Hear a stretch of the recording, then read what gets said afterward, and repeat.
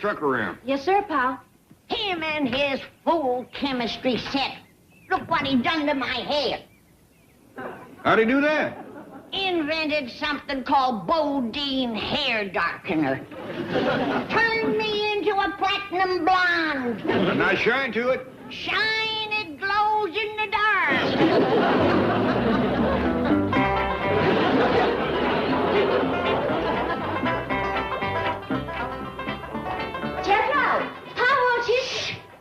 Right in the middle of a great experiment. If this works. It works! I've done it! Done what? Invented purple orange juice.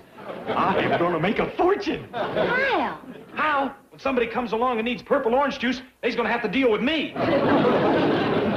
Granny's gonna turn purple when she sees this mess. Pa wants you to drive him down to the bank. Hot dog. That'll give me a chance to show him my greatest discovery of all. What's that? Something scientists have been trying to find for years. Where'd you get it? I didn't get it. I invented it. This peel can turn water into gasoline. All us great scientists gets laughed at. That don't bother us none. Someday you'll be proud to say she was my lab assistant. Oh, well, what does the lab assistant do? Cleans up a mess. How's it going, Miss Hathaway? Everything ready? Right, Chief. Vintage champagne, chilled to perfection, imported caviar. Oh, good. You know, Mrs. Sebastian is used to the best. What a man. Sponge king, shipping magnate. You got the expensive caviar, I hope. $10 an ounce. $10 an ounce? That's impossible. Oh, see for yourself. 10 ounces, $100. You left one in there. No, I didn't. All right, but let's leave the can around so Sebastian can see it. That will hardly impress a man like Mr. Lucas Sebastian. He is purported to be a billionaire. Yeah. Think of that. Real live billionaire. And quite a remarkable man. Adventurer, world traveler, oceanographer, authority in marine biology. $1 billion. That's 1,000 million. His concept that the farm of the future lies at the bottom of the ocean is absolutely brilliant. Real live billionaire. How exciting. Farming the ocean's depths. Doing what? Farming the depths of the ocean for food. Well, whose nutty idea is that? Mr. Sebastian! Oh, brilliant, brilliant. You mean you didn't ask why he wants to organize a syndicate? Look, when you get a chance to hook up with a man like Lucas Sebastian, you don't go asking foolish questions. Everything that man touches turns to gold. You must be talking about Jed Clampett. That sounds like a perfect description. Oh, no, Fleming. John, I was talking about the man who's going to head up our new syndicate. Lucas Sebastian. What are we going to finance? Home movies? Oh, of course not. Mr. Sebastian wants you to see a film about this project. Yes, he has a brilliant plan to farm the depths of the ocean. Farm the depths of the ocean? How does that sound to you, Fleming? Well, if Jed Clampett goes for it, you can count me in. He's yet to make a wrong move. One of the shrewdest investors I've ever seen. Yes, I make all his investments. You know, a classic example is that broken-down movie studio he picked up for a song. $5 million, wasn't it? 5.5. Hear that? $5.5 million. And I'll bet anything he's worth 25 today. The man's a genius. It's my idea. I'm the genius. By the way, Melvin, where is Clampett? He's coming, isn't he? Well, of course he's coming. And when he gets here, he'll tell you himself that I'm the brains behind his every move. So, put together a little of this and a little of that and come up with a Bodine gasoline pill. You drop it in a tank of water and a car will run on it, huh? Yes, sir. We's running on it right now. Seem to be chugging along good as ever. Makes no difference. I'll switch back to the gasoline tank so you can see for yourself.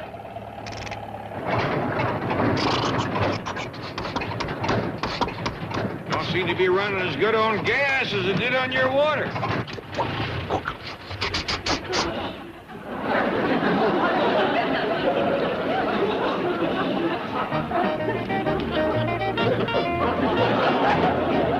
Uh-oh. Uh-oh, what? Got the valve in backwards. We've been running on gas. Right now, he's running on water. Right now, we ain't running. I'll switch back to gas.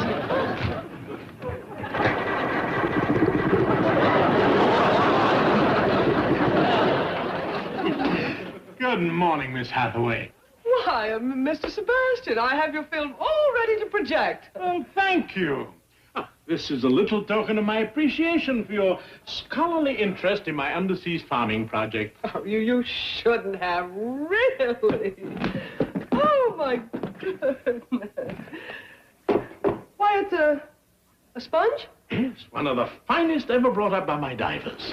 Well, why, it's absolutely magnificent, just beautiful. I'm glad you like it. Yes.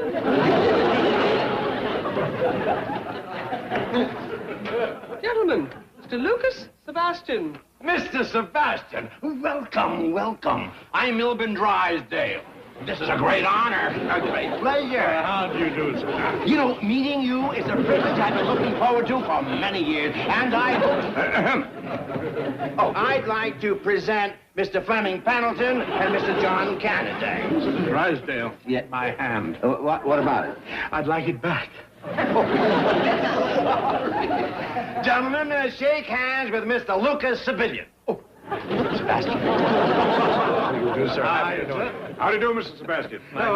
Sit down, sit down. Have some champagne, caviar. No, I'm on a very strict diet. What? Yes, if you don't mind, I think I'll sit over there where I won't be tempted. Diet?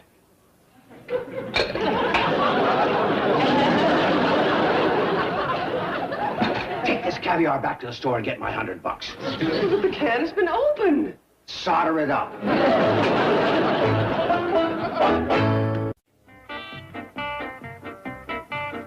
Right now, Cadet. Step down on that old starter.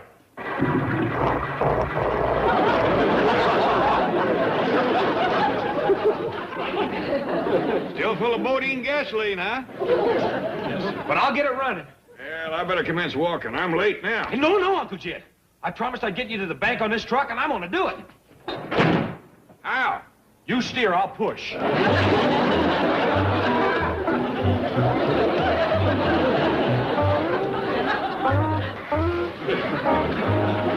I'm sure Mr. Clampett will be here any moment. He's never late. Well, he's late now. My time is limited. Now, if these gentlemen would care to see the film, I'd be happy to run it for them. If not, I'll be leaving. No, run it. Now, hold it, Milburn, hold it. I'd rather wait for Jed Clampett, wouldn't you, John? Right. Oh, well, sorry, gentlemen. Perhaps we can get together on another project. No. Here we go. Show time.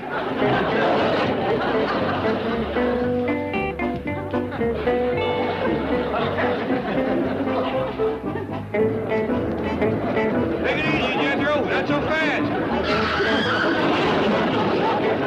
Yeah, gentlemen.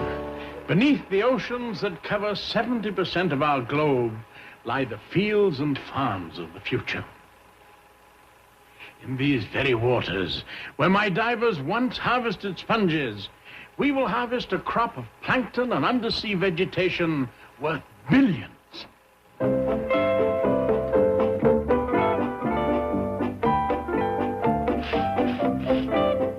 Well, gentlemen, the purpose of this syndicate is to develop and build the heavy equipment necessary for submarine harvesting on a commercially practical scale.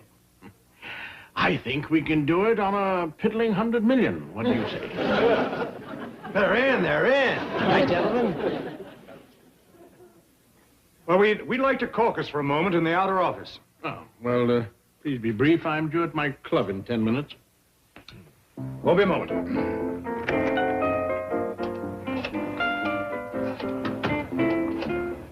What do you think, Fleming? Well, it worries me that Clampett didn't show up. If this undersea farming was worth anything, he'd be here. That's a pretty new concept. Maybe he doesn't know about it. You kidding?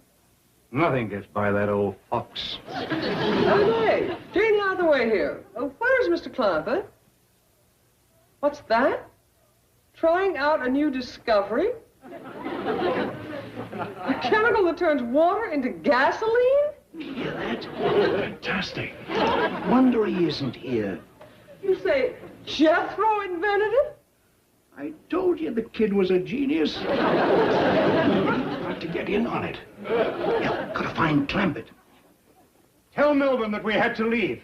But what about the Ocean Farming Syndicate? Maybe he can sell it to a seagull. Yeah, it's for the birds. Hello, Ellie. When you hear from your father, would you please ask him to call? Thank you, dear. Bye. Well, fellas, what? They're gone, Chief. But the syndicate. I'm afraid they're not interested. Oh, well, I'd say that about wraps things up, Drysdale. Apparently your bank doesn't have the clientele for something this big. Good day. No, wait. Mr. Clampett's big enough. Kindly remove that tourniquet from my arm. Thank you. Mr. Clampett didn't put in an appearance. But he will. Sorry, I'm late for a massage at my club. He's on his way. I know he is.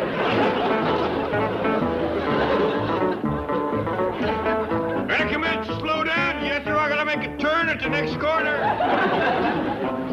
Jethro, I say slow down. Jethro!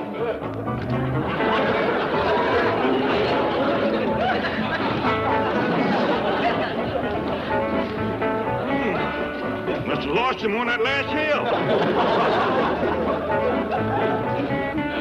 Mr. Sebastian, wait. Let's drive up to Mr. I Clampett. told you I'm late for a massage. But I'll massage you on the way. I'm really very good. I'll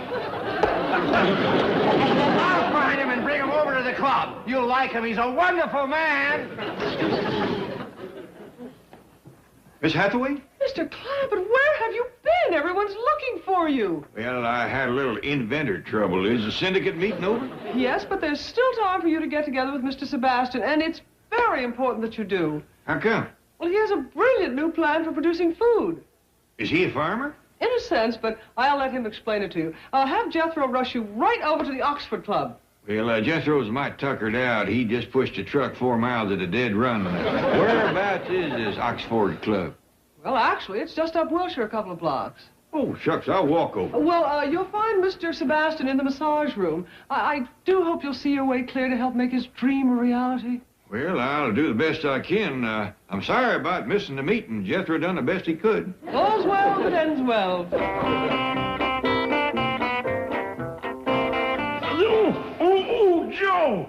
Take it easy. Have a heart. Oh. I'm sorry, Mr. Sebastian. You told me not to show you any mercy till the last of those 20 pounds were gone. Yeah, but Joe, I've been doing my best. I've been starving myself for 3 days. Don't give me that. I heard about those donuts this morning. Oh? Who informed on me? I just happened to date the waitress at the coffee shop. I gave her a $10 tip. Oh. And you promised me a $100 tip if we got rid of those pounds by tonight. And I'm going to do it. Yeah, but Joe, just let me rest for a couple of minutes, eh? Well, okay, just for a couple, though. And then I'm going to beat you, bake you, boil you, steam you, and fry you until those pounds come off. All right, it's a deal. Just let me have 40 winks.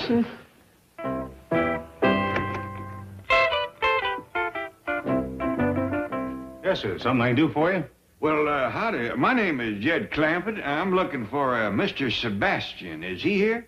Yeah, but he's asleep right now. Down here in the basement? They're right over there on the table. Does he sleep here a lot? Whenever I let him. Well, maybe I better go and come back another time. Was he expecting you? Well, I kind of think he's hoping I'll drop by. Well, maybe I better let him know you're here then. Well, no, I wouldn't. Oh, that's all right. I was going to wake him up to work him over anyway.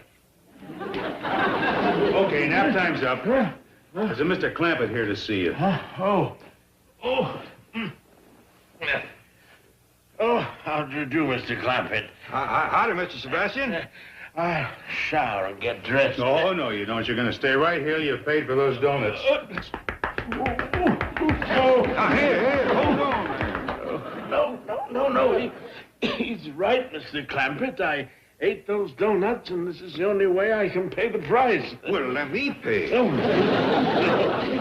Well, it's better get beat up. You don't understand, Mr. Clampett. I just have to learn how to keep away from food. Well, you starved. I have been starving. 3 days. By doggies, Mr. Sebastian, I got to admire your pride. Pound away, Joe.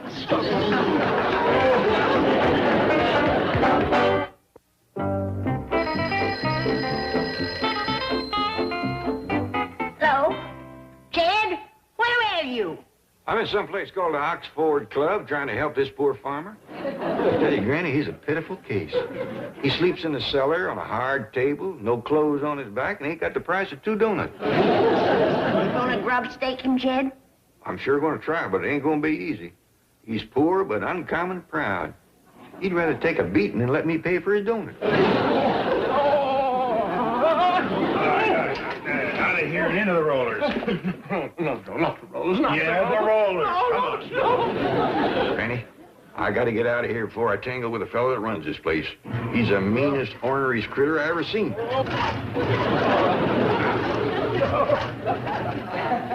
Poor Mr. Sebastian can't pay him the money he owes, and dogged if this rascal ain't determined to squeeze it out of his hide. Fetch the poor fella home, Jed. Leastways, we can give him bed and board. Okay, into the sweat box. Oh, no, Joe, no. No, not the torture chamber, Joe. Let me ride the bicycle. In the box.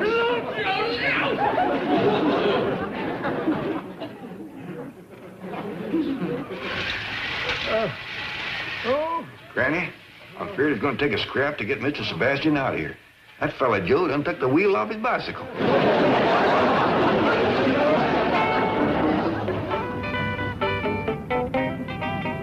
Sure do thank you for towing me home, Miss Jane. That's all right, dear boy. Glad to do it. Jethro, I still think I should have towed you to a garage to have this engine reassembled. Heck fire, Miss Jane. I can fix it. All I got to do is figure out where to connect these leftovers. Well, bonne chance. I want your Uncle Jed to have this. He and Mr. Sebastian may be going into business together.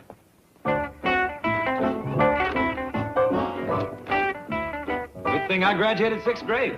I hate to tackle this without education.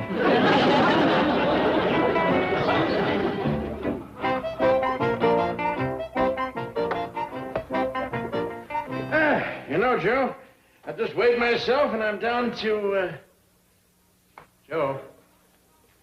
Joe, where are you? Oh, let me out of here. Get me out of this thing.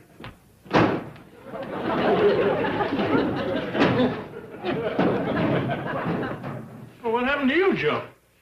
Well, you remember when I let you out of the steam cabinet there and you kind of staggered into the shower room? Yes? Well, Mr. Clampett came over and gave me a $20 bill. Asked me if that would satisfy me. I thought he wanted a massage. So I said, take off your clothes and I'll work you over. And? Well, that's the last thing I remember till I woke up in here. You know, Joe, I'm beginning to wonder if I should accept Mr. Clampett's invitation to dinner. What is it, Granny? According to Miss Jane, it's something that Mr. Sebastian grows on his farm. And a prize one, too. When's it gonna be done? I don't know, child. I've been stewing it for better than an hour. And it still ain't tender. Sure does smell good. Well, I put in a little piece of salt pork for seasoning. Let's just let it simmer there. You come and help me pick some dandelion greens to go with it.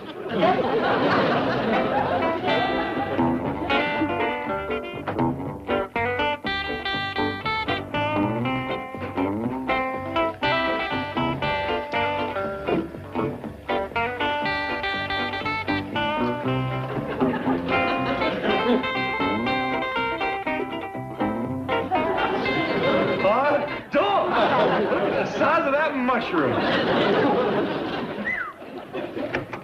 Well, come in, come in. I'm glad you could make it. There we are. Thank you. I see you got some clothes. Oh, yes.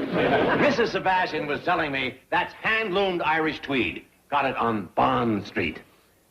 Now, don't you worry. It looks fine. Want to borrow my razor? I got a little surprise for you, Mr. Sebastian. You hungry? Oh, I've never been so hungry in my life. There you are. 2 dozen of the finest donuts money can buy. Just a wallering in sugar. Me? For you and no strings attached. No. Proudest man I ever seen. Well, I reckon it would would have took the edge off of Granny's victuals anyhow. I'm sure she's got something wonderful cooking.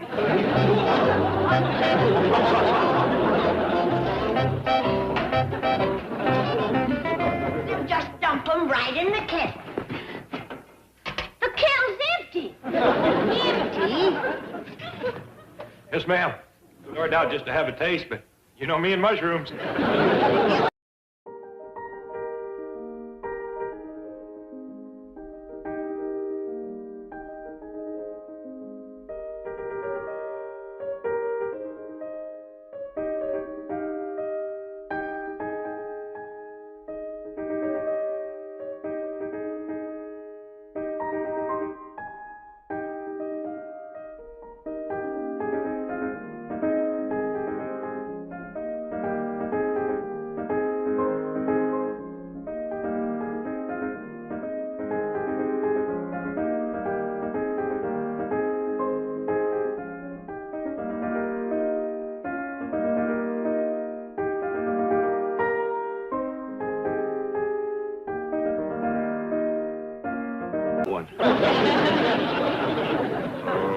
Let's sit down, boy. What you hiding behind you there? This is a picture of you when you was my age. What you doing with that? Well, I was hoping it'd jog your memory a mite. Granny says when this picture was took, you was a lady killer, a gas cab.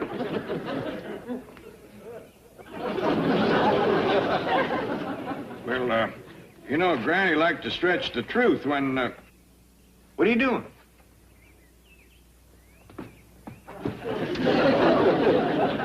Notice the resemblance? What do you want, boy? I want some advice on how to get girls. Well, I ain't the one to give you that. I wasn't a lady killer at Cass County. You wasn't? No, there's plenty of fellas had me backed off. There was, well, let me see now. There was, Now, you take over. What do you want to know, boy? I want to know just exactly how you went about getting a girl. Well, as I recollect, I done my best girl getting on Saturday afternoons. Yes, sir. Used to get all slicked up and go into town and stake out a good spot in front of the general store and go to whittling. Whittling? Yep. On a long piece of soft pine, just about like that. Of course, out of the corner of my eye, I was watching the girls. I see. Right now, let me warn you about something. You got to keep half your mind on your watching and half on your whittling. A little too much of one or the other, and you're liable to lose a girl or a finger. Well, now, I didn't do none of my fancy whittling until I seen a pretty girl come along. Then I would peel off about a foot and a half. I'd peel off about a foot and a half curler, so thin. I'd peel off about a foot and a half curler. You got to remember that I ain't done much girl getting whittling for a number of years. And then what happened, Uncle Jed? Then I'd show her a few of my fancy mumbly peg throws, like my 3.5 off the wrist, or my side spinner off the ear, nose winder. And while I was doing that, I'd mention the barn dance that night, and before you know it, we was acquainted. Hot dog!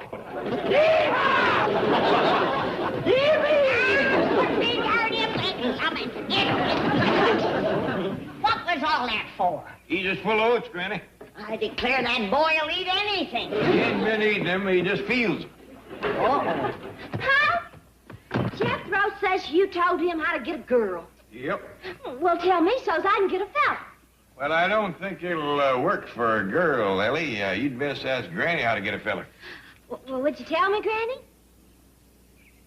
Let me think about it. Oh, please. I'm going to do it.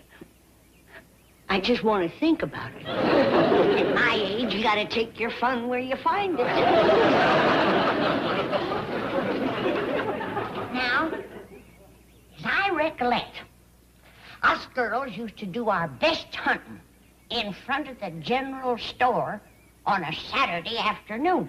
Well, how come? 'Cause that's where the fellas used to stand and pretend to whittle whilst they watched the girls. Granny, I ain't never seen fellas whittling in front of stores in Beverly Hills. Yeah. Come to think of it, they probably ain't no boys around today that dumb. Got my pocket knife ready, Uncle Jed?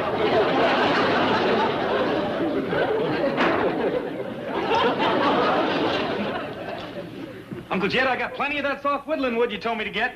Yeah, now listen, boy, I got some more to tell you. Shucks, Uncle Jed, you done told me all I need to know. If I go to peeling off them long curls, I got it made. I'm gonna be the lady killer of Beverly Hills.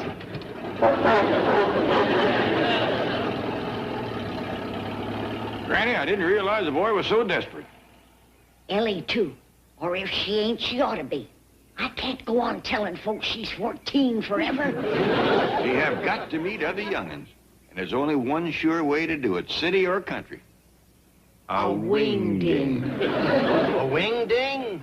That's what Mr. Clampett said he wanted, the biggest wingding in town. Well, don't stand there. Go out and buy it for him. A wingding is a dance, a party. Oh, good.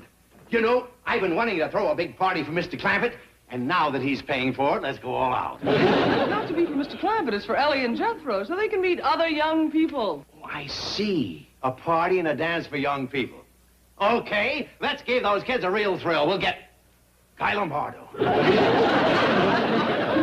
Swing and Sway with Sammy Kaye. I'm afraid not.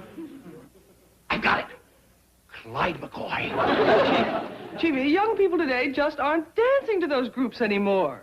Oh, what's the matter with these kids today? A bunch of squares? Hardly, but time marches on, vogues change. Right now, groups like the Beatles are all the rage. The who? The Beatles. They're the most popular group in the world. Why, they get as much as $100,000 for one appearance. They do? Yes. Last year alone, they made something like $14 million. Well, let's get them. For the Clampett party? No, for depositors. Getting back to the Clampett wingding. Just take care of it. Anything they want. Well, inasmuch as the Clampetts aren't acquainted out here, they've asked me to make arrangements for the music. Now, the Beatles aren't available, but there are groups who have a similar appeal. Herman and the Hermits, Freddie and the Dreamers, the Animals, the Birds. Of course, they probably aren't available on short notice either, but here are some others on my list. If I paid them 4.5% and loaned it out at 7.5%, no, make that 8. Yes? For the Clampett wingding, I may be able to get the lizards, the frogs, the termites. Well, get them. Whatever Granny wants to cook. Oh, I've been doing some figuring. And to help you land that Beatle account, I'll make that a set of dishes for each of them. I'll throw in a bowl of artificial flowers and a plastic meat platter. Gee, Chief, you've taken all the challenge out of it.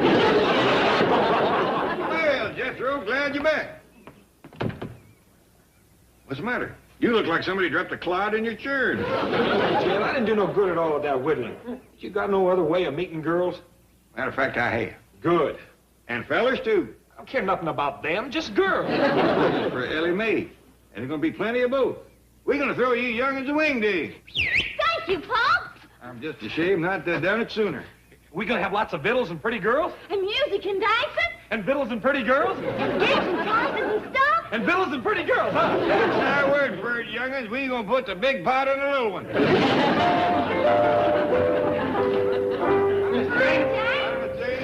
Greetings, all. Holding a family conference, are you?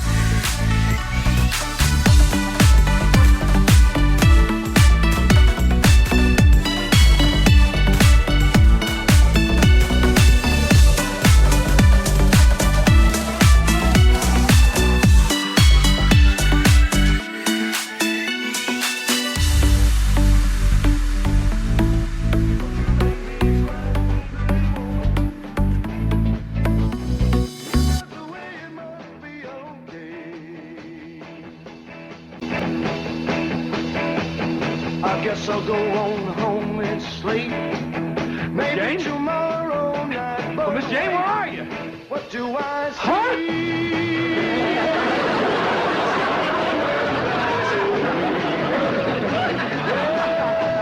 Is he coming back to me? Oh, pretty woman.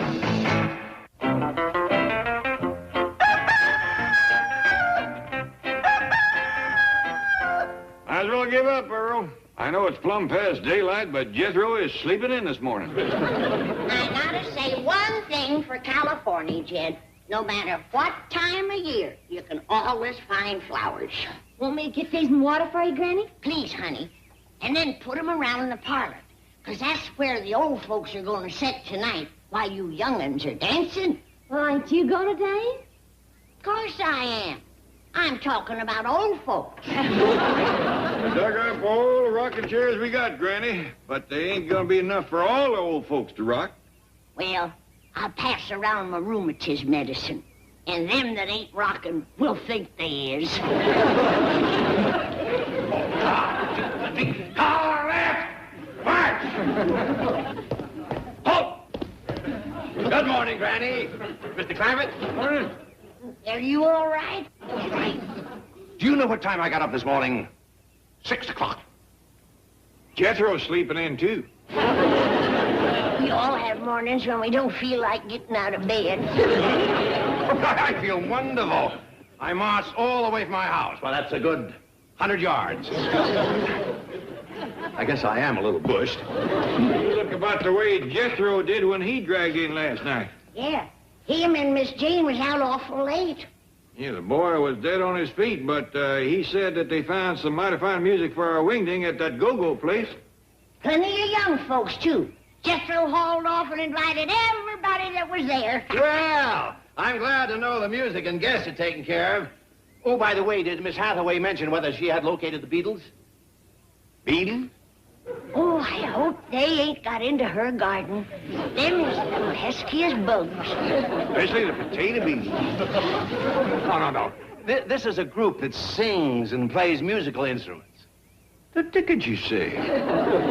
Oh, yes, they're famous. They appear all over. They make a fabulous amount of money. Singing Beatles, huh?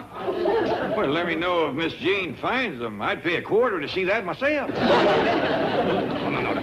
You're still... They're like... Well, never mind. I saw a picture of them, and I'm still confused. Jethro, did you get some good music for the wingding? Did I ever? Wait till you see 'em, Ellie. 4 fellas that really wail. Well, tell me about it. You'll meet 'em when I fetch 'em home this evening. Right now, I got to go into town and get me some clothes and do something about my hair. Well, Granny, I'll cut your hair. Cut it? Gee.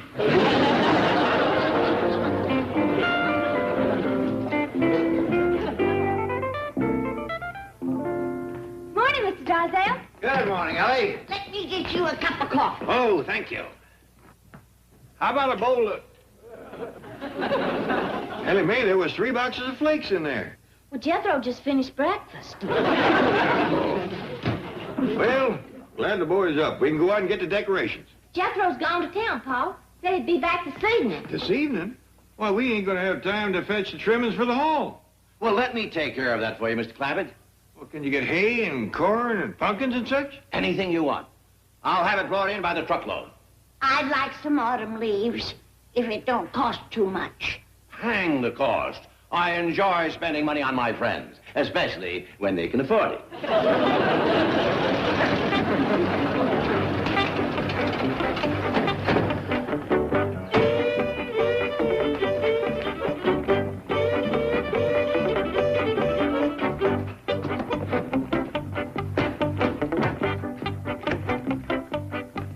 Well, it's about time you was getting home. Well, where'd you get all this stuff? Never mind. Now get upstairs and change your clothes. Where's them fellas you was gonna fetch home? Miss Jane's bringing them. Here, Ellie. There's more on the truck. Granny, you got this place looking like a barn. No, thanks to you. Now get upstairs and change your clothes. Go on now. What is it, Ellie? Well, I ain't sure, Pa. It can't be a fiddle. There ain't no bow with it. Not a banjo. It ain't round and it ain't got no skin on it. It's kind of like a guitar, except it ain't holler. It don't hardly make no sound at all. Reckon this is what the music fellas is gonna play? I hope not. If your pa calls the dances above a whisper, he'll drown 'em out. I'll see what else is on the truck.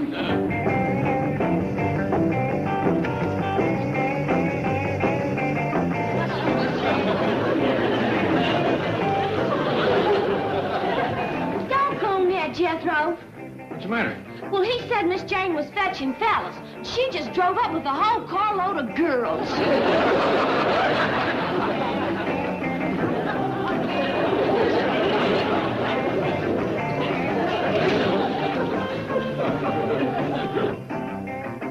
It was an honest mistake, Ellie. These girls are right, but they dress like fellers.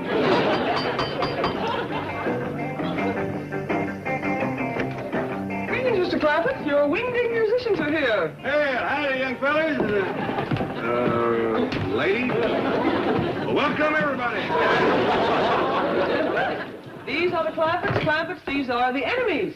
Howdy. Hi, how are you? Did she say they was the enemies? Yes, sir. I'm glad they ain't on our side. Oh, they have some other things to unload. Oh, good. Say, excuse me, but do any of you all play the fiddle? Well, if it's got a beat, we can fake it.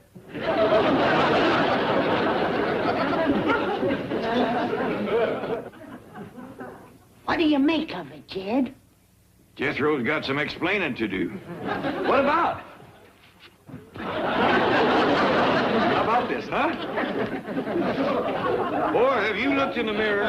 Why? Is my wig on crooked? Your head's on crook. Why'd you get yourself up like that? Well, this is the way all the fellas looks now. Heck, far, Paul. I ain't gonna have no fun tonight if all the fellas look like girls. Well, cheer up, Ellie. It might be some sport just sorting them out.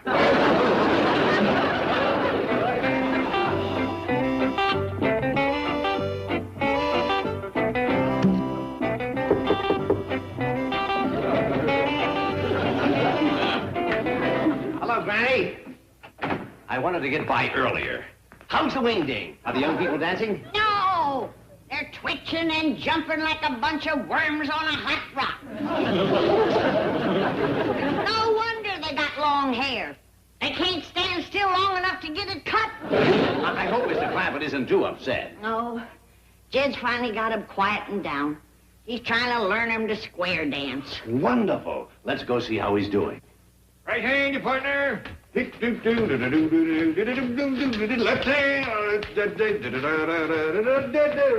Both hands, your partner. Now, you see how easy it is? Especially when I call out the moves for you. Now, you reckon you can play that Turkey in a Straw tune? Oh, sure. Dandy. Let's get going.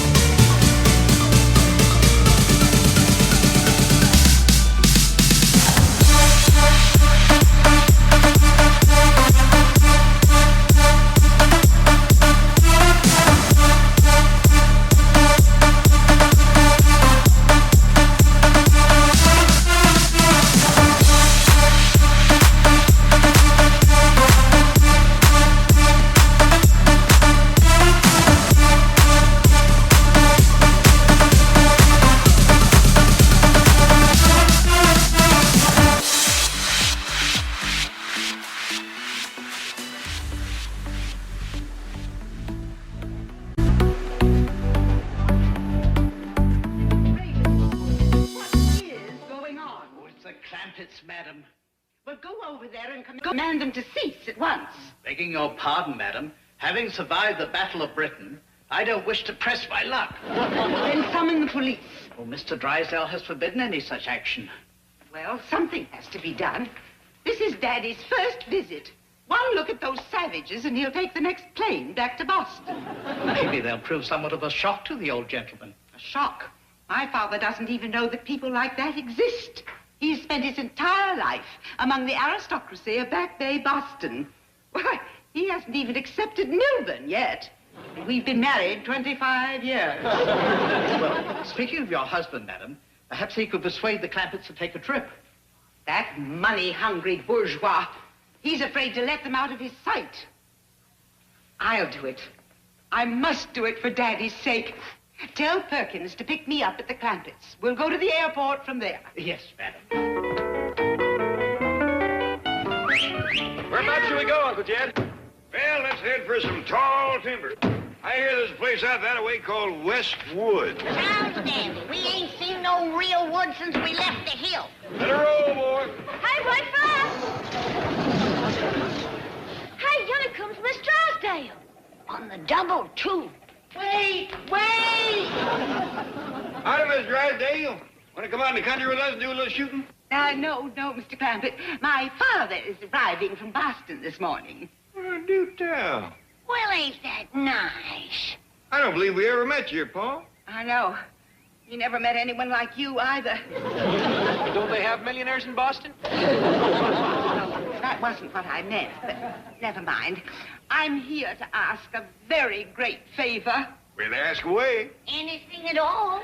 Just tell us what we can do. Well, you see, Daddy is one of the leading citizens of Boston, and this will be his first visit out here. And I'm terribly anxious to make a good impression. And, well, I guess I'll just have to come right to the point. His plane will be arriving soon. Could I persuade you Clampets to take a little trip? Why, you bet you can. Wonderful. We'll go right out to the airport and fetch you. What? Ellie and me'll stay here, so you can go along. Sure. You and your pa can ride up here on the bench. Good thinking, girls. It's a dandy view from up there. She can show them the sights. You too, Duke. Come on down. Oh, no, Mr. Clampett. Well, all right, if you want to take him. Your pa partial to hound dogs, is he? Never see a finer one than old Duke's. Keep you warm up there, too. Come on, Miss Drysdale. No, I wouldn't think of letting you drive me to the airport. Why, shucks, it's our pleasure. It'll show your pa what kind of neighbors you got. My father doesn't even know there are neighbors like you. If you met him at the airport, he'd faint dead away. No fooling. Little act of kindness like that.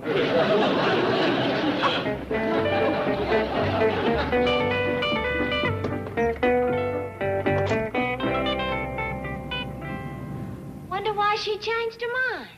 It seems her pa ain't used to friendly neighbors. I know how he feels. That Boston must be a heap like Beverly Hills. Yeah, but Miss Drysdale figured meeting us right off might be too much for him. Poor old fella. Milburn, Daddy is here. Rise. Milburn, my boy. Welcome to California, Mr. Farquhar. Your first visit, I believe. Yes. Daddy has never been west of Copley Square. Well, and how was your trip? Daddy had a dreadful experience. He had to change planes in Las Vegas. I had no idea places like that existed. Poor Daddy. How long were you there? 6 days. 6 days? Well, Margaret, I just couldn't take any plane, you know. Yes, of course. It must have been terrible. Oh, pretty rugged. Now, if you'll excuse us for a moment, dear, I have some business to discuss with your husband. Did you hear that, Mildred? Daddy wants to discuss business with you. Listen carefully. Well, Milburn, my boy? You got tapped in Vegas, huh? Murdered. That's an expression I heard up there. Of course, it would be a simple matter for me to telephone my bank in Boston. No, you didn't let me finish. I'm overdrawn there. You, a Farquhar, overdrawn? Yes, yes. I have kept it from my daughter to spare her pride, but ever since her mother passed on, I have met with a series of financial reverses. Well, I suppose it's that I miss her so, you know. Well, now an old man needs something to turn to in his grief. Now, if we could arrange a little something to tide me over... How much do you want to borrow? Oh, I'm not asking to borrow money. No? No. I'll roll you high dice. Forget it. Now, look, I'm glad to have you stay at the house. You'll have a nice room, plenty of food, but I will not finance your gambling. In fact, you should seek a cure. Would you like to finance that? No, I wouldn't. Any money you want, you'll have to wheedle from your daughter. I give her a very generous allowance. You know, son, for 25 years, the Farquhars have looked down on you. We always felt Margaret married beneath her. And you know something? We were right. Daddy, before we go home, I must prepare you for a shop. He hasn't cut off your allowance. No, it's about our next-door neighbors, the Clampetts. They're terrible people. Well, how terrible? Oh, they're simply unbelievable. Peasants, little better than cave dwellers. Well, why does Milburn tolerate them? They have $50 million in his bank. How much did you say? 50 million.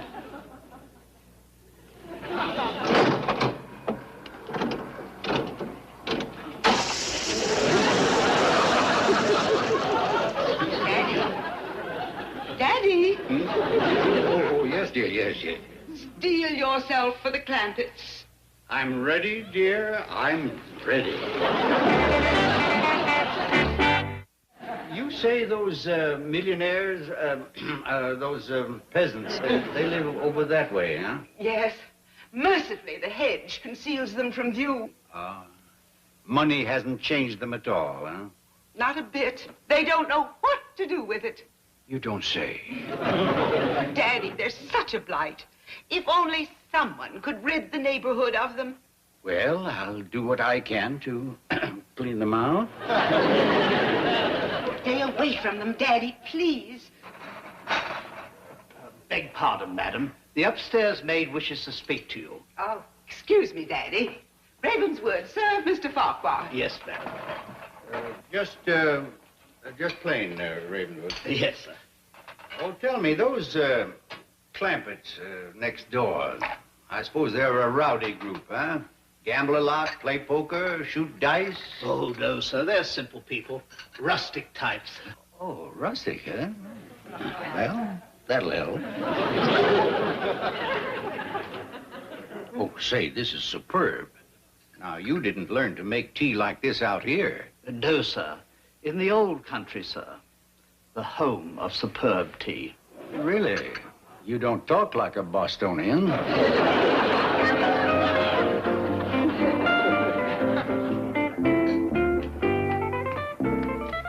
Howdy! You must be Miss Drysdale's pa. Uncle Jed said you was skittish. Yes. Who are you? I'm Jethro Bodine. Oh, for a moment I thought you might be one of the Clampetts. Well, I am. Uncle Jed's my uncle, Cousin Ellie's my cousin, and Granny's my grandma. Genealogically speaking, that computes. Huh? There are 4 of you. Just a minute. Yeah, that's right. What's your name? Lowell Redlings Farquhar. Oh, go on. No, that's really my name. Well, would you mind if I just called you Shorty? Well, all right, go ahead, Jethro. Thank you. I hope I ain't friendly enough to you too fast, but Granny won't bust out the company victuals till he's all good acquainted. As a matter of fact, I'm anxious to get all good acquainted with you Clampetts, too. Hot dog! Let's go! Here, wait! What are you doing? Jed, my possum is coming on for done to a turn. How long we gonna have to wait for that Boston fella to get unskittish? Well, if Miss Drysdale don't fetch him over here to meet us pretty soon, we're going to have to figure out a way to commence breaking the ice. I can do that. Got a little icebreaker right here. Don't get too handy with that jug. You might be a temperance man. Jethro's coming with Miss Drysdale's pal. Hi, everybody. This here's my Uncle Jed, my cousin Allie, my granny. Come on, Shorty, let's go wash up and eat. Yes, sir. Put that man down. I tried that, Uncle Jed, but he couldn't keep up with me. Thank you. I'm real sorry, Mr. Farquhar, but when Jethro has an empty stomach, he gets a head to match. Now, boy, you go in the parlor and lay a fire. Ain't we gonna eat? Do like I tell you. Gee whiz, after I went and toted him over here, introduced him and everything. Babe, you go on upstairs and put on a pretty party dress. Yes, sir, pal. Well, well. How do you like your possum, Mr. Farquhar? Falling off the bones tender, or with a little fight left in it? I beg your pardon. Did you say possum? Look at him, Jed. He can't believe his good luck. Just cooking the same as always, Granny, and it'll be finger-licking good. You boys enjoy yourself. I'll call you. Thank you. Well, what would you like to do, Mr. Farquhar? Well, I don't know. We might chat a little, or... I don't suppose you play cards. Well, I have held a couple of hands of whist. What do you have in mind? Well, I came across a new game on the way out here. Something called poker. Yeah, I've heard of that. Of course, I never played any. It looked like a lot of fun. Shall we give it a try? Well, I'm sorry, but I haven't got a deck of cards in the house. Well, it just so happened that I have some here. Well, good. Yeah, I play solitaire a lot now that I'm a widower. Widower now.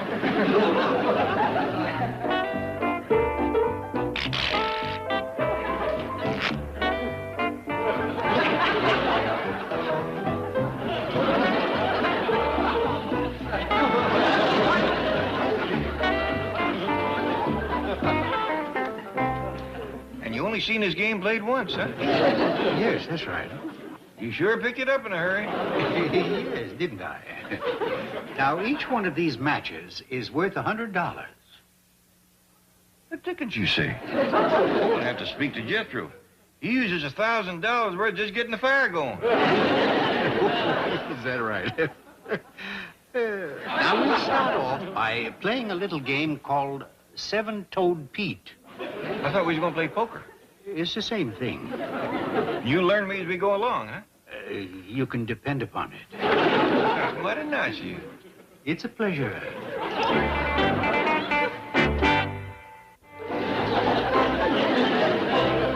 Kind of ashamed of myself. I ain't learning this game worth shucks. Oh, no. You're doing fine. Fine. I'll tell you what. We'll double the stakes, and that way you'll have a chance to catch up. Well, I wouldn't want you to break the rules just for me. Oh, I'd be glad to do it. Would you like me to deal once you've been doing it all? No, I'm not tired.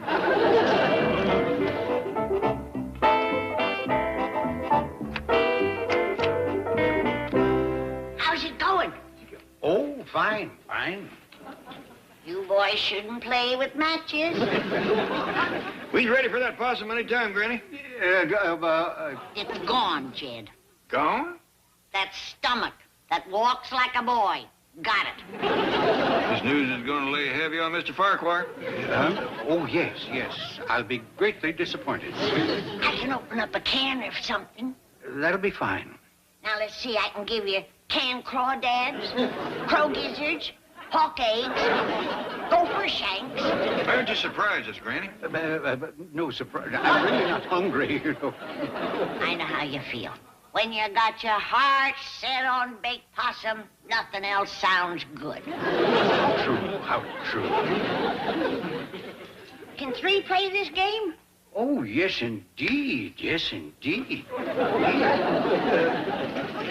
sit down. And we'll open up another box of matches. Give Granny some matches here, will you? You'll enjoy this. Margaret, they told me at the club to rush right home. What's the matter? What happened?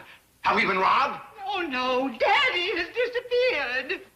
For that, you called me off the golf course? Gilbert. Listen, Margaret, I had John Cushing 2 strokes down on the 9th hole. I was a cinch to win $20. But I don't think you understand the gravity of this situation. One moment Daddy was sitting here having tea, and the next moment he was gone. Well, that's one relative who doesn't wear out his welcome. Search around and there's no trace of Mr. Farquhar. Call the FBI.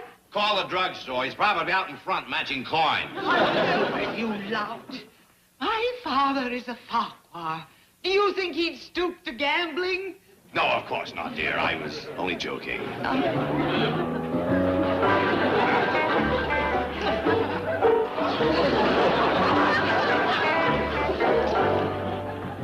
Granny, let me deal now, will you? Oh, I don't mind. By doggies, Granny, you're getting pretty near as good as Mr. Farquhar. Thank you. But you'll have to learn her that fancy way you deal off the bottom of the deck. Excuse me, Granny. I shot Jethro pretty near to town, but he gave me the slip. Well, never mind. Are you hungry yet, Mr. Farquhar? No. Well, you might as well clear the dishes off the fancy eating table. Yes, sir. Too bad we ain't had victuals in the billiard room in some time. Oh? Oh, did you say billiard room? Yeah, there's a billiard head hanging on the wall. Head? Would you like to see it? You're about out of matches anyway. Yes, I'd like very much to see it, yeah. So this being called a billiard room and that a billiard table, we figured this critter must be a billiard. Awful plain looking, ain't he? I'd say that, yeah. That's the part they put up on the wall. I'd hate to think what the rest of them looks like. He must be as heavy as he is homely. You can see this table is built extra stout. Hold up his carcass. Trouble is, it's so big we have to use these pot passers to hand the riddles around. Did you know that you could play a game on this table? You don't say. Yes, it's called pool. And you play it with these pot passers. Doggies. I could show it to you if you like. We could play for matches. Would you like that? That sounds dandy. All right.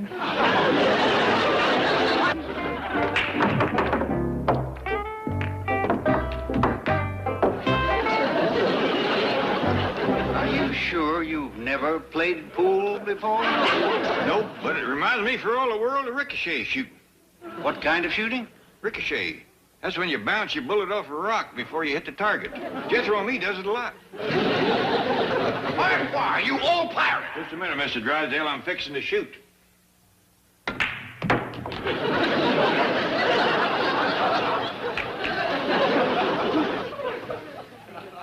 Now, what was it you wanted, Mr. Drysdale? I don't remember. Rack him up, Mr. Farquhar. Mr. Farquhar, Ellie Mae says that these poker matches come to $472,000. Give or take a few thousand. You took these innocent people for that much? No, that's what I owe them. I don't know where you buy your matches in Boston, Mr. Farquhar, but you're getting overcharged something awful. Now, why don't you take these back with you? You can sell them at a nice profit. You mean that I don't owe then? I'm not expected to pay? Let's forget about the matches. We'll both enjoy the game better if we don't have to keep track. Well, that is wonderful. Grab yourself a pot passer, Mr. Drysdale. Rack 'em up, Mr. Farquhar. Don't figure on playing more than an hour, Lowell. I just stuck another possum in the oven for you.